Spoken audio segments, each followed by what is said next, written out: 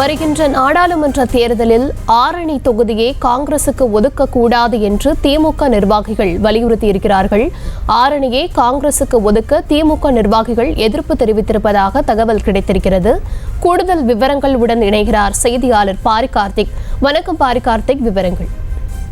வணக்கம். வருகின்ற நாடாளுமன்ற தேர்தல் தொடர்பாக திமுக சார்பில் நாடாளுமன்ற குழு ஒன்று அமைக்கப்பட்டு அந்த ஒருங்கிணைப்பு குழுவிடம் ஒவ்வொரு தொகுதி வாரியாக நிர்வாகிகள் பேசி வருகிறார்கள். இந்நிலையில் தற்போது ஆரணி தொகுதிக்குட்பட்ட திமுக நிர்வாகிகள் அறிவாலயத்தில் நடைபெற்ற கூட்டத்தில் தங்கள் கருத்துக்களை தெரிவித்தார்கள். அதில் கடந்த தேர்தலை போல இந்த முறை காங்கிரசுக்கு ஒதுக்கக்கூடாது என்று ஒருமனதாக தற்போது நிர்வாகிகளிடம் தெரிவித்திருக்கிறார்கள். ஒருமனதாக இந்த முறை திமுகவை தவிர வேறு யாருக்கும் கொடுக்கக்கூடாது என்றும், மேலும் கடந்த முறை ஒதுக்கப்பட்ட காங்கிரசுடைய எம்பி விஷ்ணு பிரசாத்தின் செயல்பாடுகள் திருப்திகரமாக இல்லை என்றும் தற்போது புகார் தெரிவித்திருக்கிறார்கள். எனவே அதன் அடிப்படையிலே திமுகவிற்கு இந்த முறை கொடுக்க வேண்டும், திமுகவிற்கு கொடுத்தால் நாங்கள் உற்சாகமாக வேலையை பார்ப்போம் என்றும் தற்போது கருத்து தெரிவித்திருக்கிறார்கள்.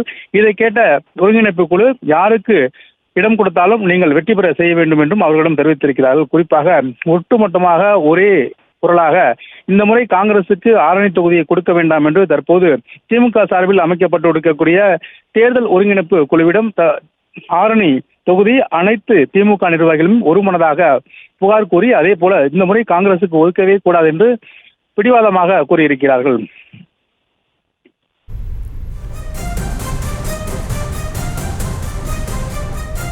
விவரங்களுக்கு நன்றி பாரி கார்த்திக். செய்திகளை உடனுக்குடனும் துல்லியமாகவும் தெரிந்து கொள்ள சப்ஸ்கிரைப் பண்ணுங்க.